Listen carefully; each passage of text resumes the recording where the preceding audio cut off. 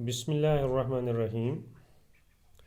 پیارے بچوں، آج ہم مرزا غالب کی غزل نمبر 2 کے آخری اشعار کی تشریح کریں گے۔ شعر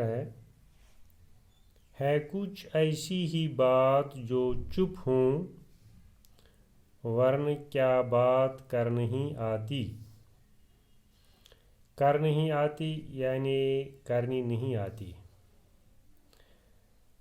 شاعر یعنی غالب فرماتے ہیں کہ کچھ ایسی بات ہے جس کی وجہ سے میں بات نہیں کرتا اور خاموشی اختیار کیے ہوئے ہوں، ورنہ یہ بات نہیں کہ میں بات کرنی نہیں جانتا۔ مجھے بات کرنا خوب آتا ہے۔ گویا شاعر کسی مصلحت کی وجہ سے خاموش ہے، کسی خاص وجہ سے خاموش ہے جسے وہ ظاہر نہیں کرنا چاہتا۔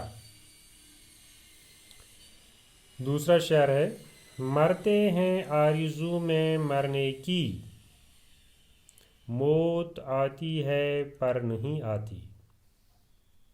آرزو یعنی خواہش، تمنا۔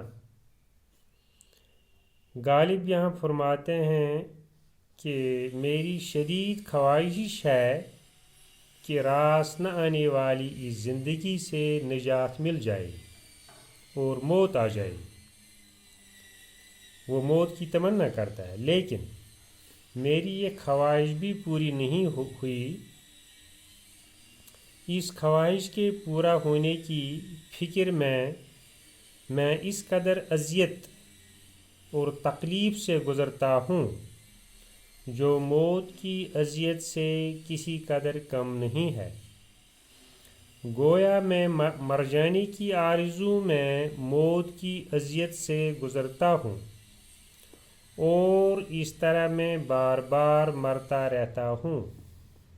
لیکن اگر حقیقی طور پر موت آ جاتی تو میری جان چھوٹتی، لیکن موت چاہتے ہوئے بھی نہیں آتی۔ آخری شعر ہے، کعبہ کس منہ سے جاؤ گے غالب، کعبہ کس منہ سے جاؤ گے غالب، شرم تم کو مگر نہیں آتی۔ کعبہ جانا یعنی حج کرنے کے لیے جانا۔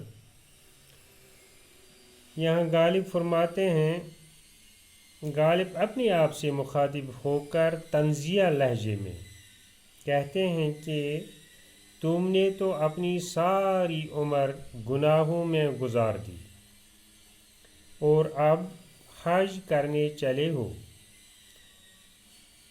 اب تم کس منہ سے کعبہ جاؤ گے، حج کرنے کے لیے جاؤ گے؟